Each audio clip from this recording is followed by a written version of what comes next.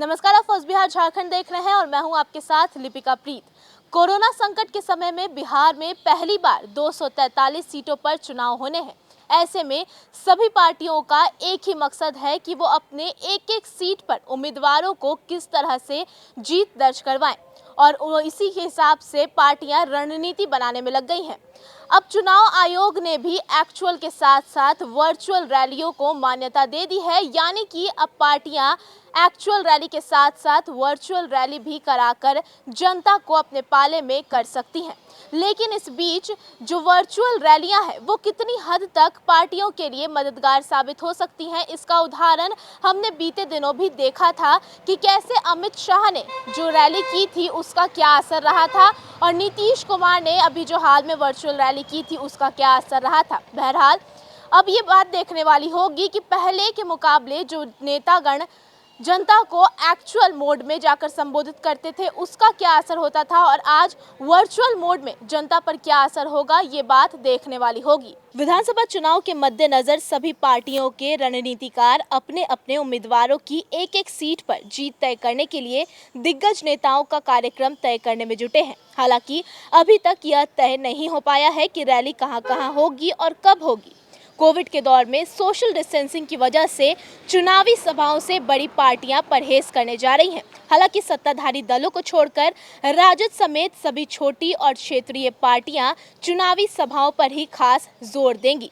यदि हम 2020 के विधानसभा चुनाव की तुलना 2015 के विधानसभा चुनाव से करें तो पिछली बार तकरीबन 1363 जनसभाओं का आयोजन दिग्गज नेताओं द्वारा किया गया था, लेकिन इस बार कोरोना संकट की वजह से पिछली बार का रिकॉर्ड टूटना नामुमकिन सा हो गया है, क्योंकि चुनाव में अब तक कुछ ही दिन शेष रह गए हैं। पिछली बार पीएम मोदी ने 26, अमित शाह ने 85, सीएम नीतीश ने 210, लालू प्रसाद यादव ने 226, राहुल गांधी ने 10, सोनिया गांधी ने 6, सुशील मोदी ने 182, रामविलास पासवान ने 132, जीतन राम मांझी ने 136, नंदकिशोर यादव ने 80 जनसभाओं को संबोधित किया था। वहीं पप्पू यादव ने 250, मायावती ने 13, अखिलेश यादव ने 4 और मुलायम सिंह यादव ने 3 सभाएं की थी। वहीं इस बार अपने भाषण शैली से जनता का रुख मोड़ देने वाले वक्ताओं की भी इस बार के चुनाव में कमी दिखेगी। जदयू में मुख्यमंत्री नीतीश कुमार की चुनाव प्रचार में मौजूदगी रहेगी।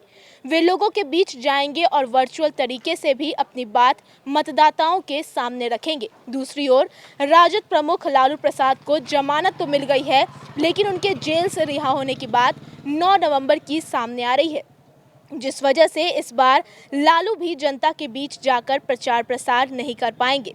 इधर ठीक चुनाव के पहले लोजपा प्रमुख रामविलास पासवान और राजद नेता रघुवंश प्रसाद सिंह ने इस दुनिया को अलविदा कह दिया, जिस वजह से उनकी कमी भी अब जनसभाओं में खलेगी।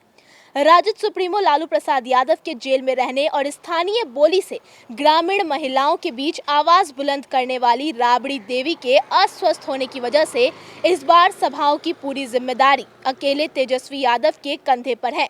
महागठबंधन के तहत वाम मोर्चे में उनके कैडर के वरिष्ठ नेताओं से परे कन्हैया कुमार की भाषण शैली मतदाताओं को अपनी ओर खींच सकती है। वहीं जेडीयू की तरफ से पार्टी के राष्ट्रीय अध्यक्ष नीतीश कुमार और हम सुप्रीमो जीतन राम मांझी पर पूरी तरह जिम्मेदारी है। भाजपा की तरफ से प्रधानमंत्री नरेंद्र मोदी वर्चुअल मीटिंग तक ही सीमित रहेंगे। वहीं गृह मंत्री अमित शाह, भाजपा अध्यक्ष जेपी नड्डा, गृह राज्य मंत्री नित्यानंद राय, उप मुख्यमंत्री सुशील कुमार मोदी चुनाव प्रसार में मुख्य वक्ता होंगे। इधर रामविलास पासवान के निधन के बाद लोजपा का सारा दारोमदार उनके बेटे और पार्टी के राष्ट्रीय अध्यक्ष चिराग पासवान के कंधों पर रहेगा। बहरहाल कोरोना संकट में आम लोगों को वैसे तो बहुत सारी परेशानियां हो ही रही थी, लेकिन दूसरी तरफ नेताओं को भी अब खासा परेशानियों का सामना करना पड़ सकता है, क्योंकि जो नेताओं को आदत, जिन नेताओं का मोटिव होता है जनता से जाकर के जुड़ना, वो इस बार शायद वो नहीं कर पा रहे हैं, क्योंकि जनसभाओं में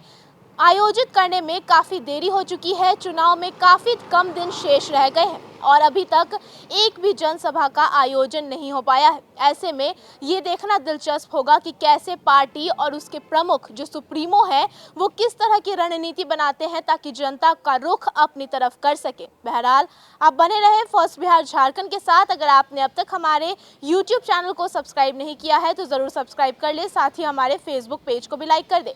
खबरों को विस्तार से पढ़ने के लिए हमारी ऑफिशियल वेबसाइट www.firstbihar.com को जरूर विजिट करें। धन्यवाद।